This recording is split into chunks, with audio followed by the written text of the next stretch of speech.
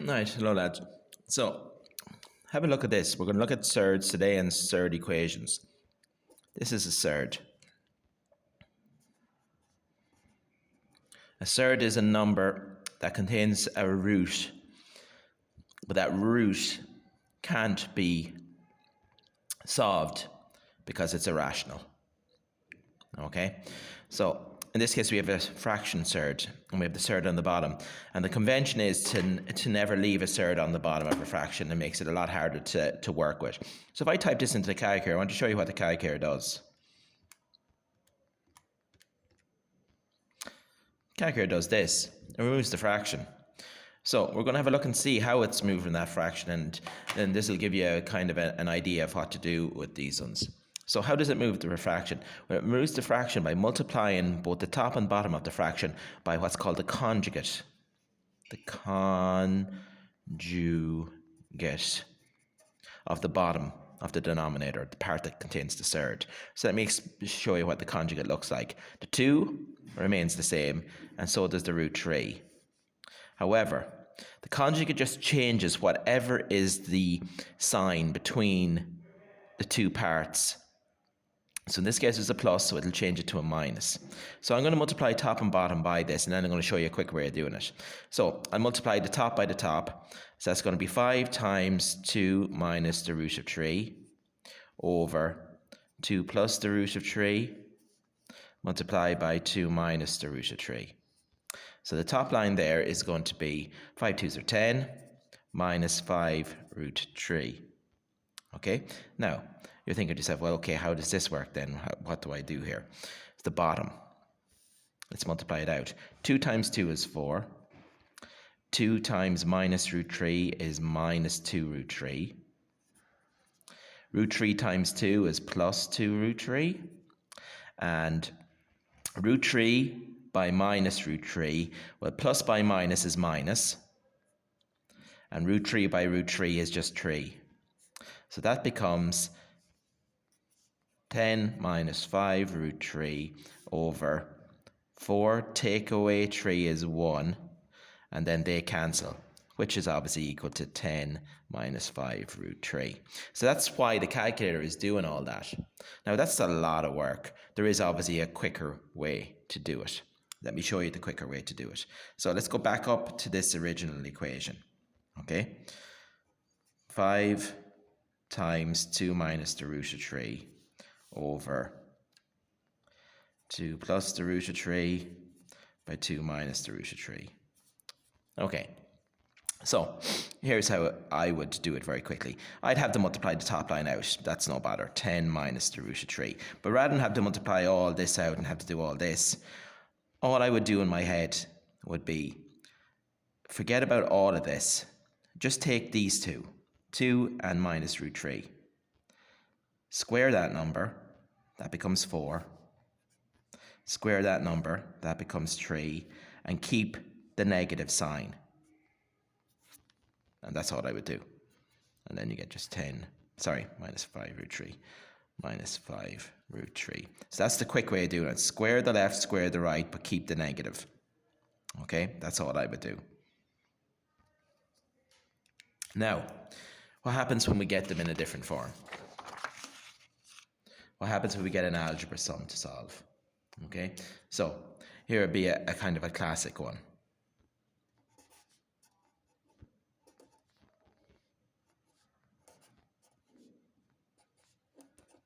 Right, so how would this solve for x? Now you could substitute values in here to see could you get it right. Fair enough, so you could get it right. But ideally what you want to do is you want to separate out the square roots to keep them on opposite sides to each other. Now what I mean by square roots is I would only separate out things that have a variable in a square root. If there's a number in a square root, I won't really care. And I'll show you an example of that in a second. But if there's a variable in it, I need to separate them out. So what I would do is I'd leave that there, leave the equals, leave the 5, and then just put this on this side. Now, how do I get rid of square roots? Well, I would square both sides. Now look where I put the brackets around here. It's around the whole thing, not individually around. Okay, and that's important. So I'm going to square both sides. When you square a square root, it's gone.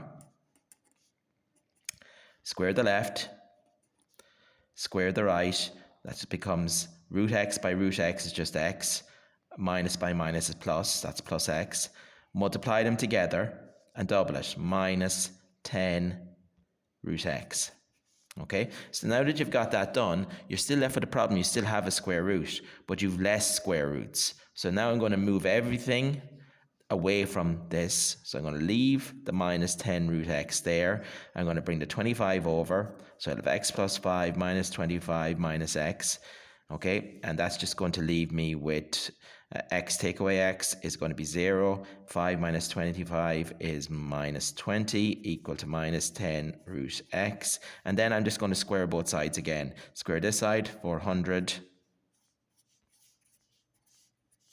Square this side, that's going to be 100x. Okay, because minus 10 squared is 100, root x squared is just x. And then divide both sides, x is equal to 4. And then check. If I put 4 in there, I get 4 plus 5 is 9. That gives me an answer of 3. Plus, if I put 4 in there, I get the root of 4, which is 2. 3 plus 2 is 5. That works. Okay? So, just be aware of that. Now, longer ones. Let me show you a longer one.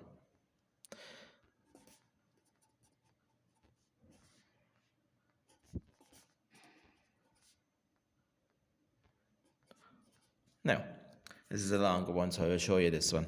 So if you look at this carefully, again, we have the roots on the same side, and those roots contain variables, so they need to be split.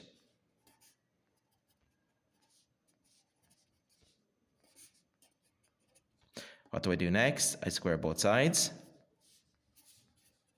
Square this side, the root just disappears. Square this side, and we're going to square the left, square the right.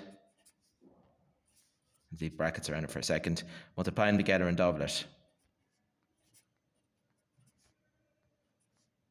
So, as you can see, I'm still left with a root. I'm going to bring everything over. Okay, so I have 3x minus 2, bring over the minus 4, bring over a minus x, bring over a plus 2, equal to 4 root x minus 2. Tidy this side up. 3x minus x is 2x, minus 2 minus 4 plus 2 is just minus 4, equal to 4 root x minus 2. And we're going to square again to get rid of the root. Square this, 4x squared plus 16 minus 16x. Minus 16x, square this side, 16 times x minus 2, because I still have a multiplication operation take place once the square takes the root off, but that does get squared. So that's 4x squared minus 16x plus 16 equal to 16x minus 32. Okay, that's, bring these in, that's 4x squared minus 32x plus 48 is equal to 0, and solve this. Okay, I'm just going to use my calculator for convenience, but solve it using any method you want.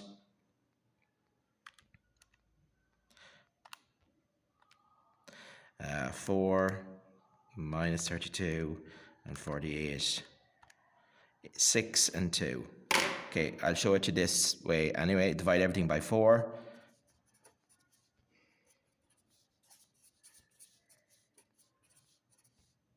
And minus, x is equal to 2 or x is equal to 6. And you have to check both. If I put 2 in there, does it work? If I put 6 in there, does it work? If I put 2 in there, 2 3s are 6. 6 minus 2 is 4. That gives me a 2.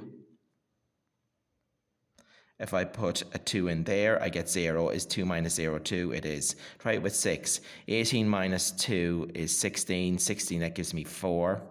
If I put a 6 in there, I get a 2. 4 minus 2 is 2. Both of those are valid ways of doing it.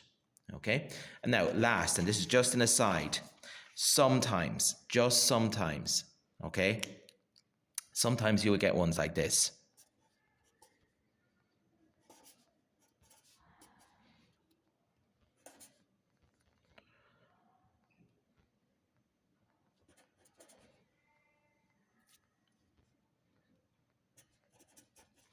Okay, and you will be tempted to square this out. Do not. What did I say at the start? You only square these things out if the there is a variable under the root. There is no variable under this root, so I will just treat this as a linear sum. I'm going to add 3x to this side.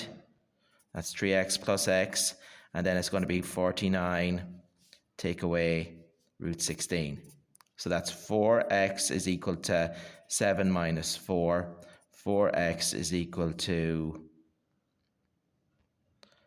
3x is equal to 3 over 4. Now, that won't be a solution to this, so don't bother trying it, but I'm just showing you an example of a type of a flavor of sum that will not require you to do this. This will be a linear sum. Just move, because they are actually numbers, move them together, move the variables together, and just treat it as a linear sum, okay? But ignore the fact that that answer doesn't work, because it's just to show you that this is the type of sum you don't have to do that squaring on.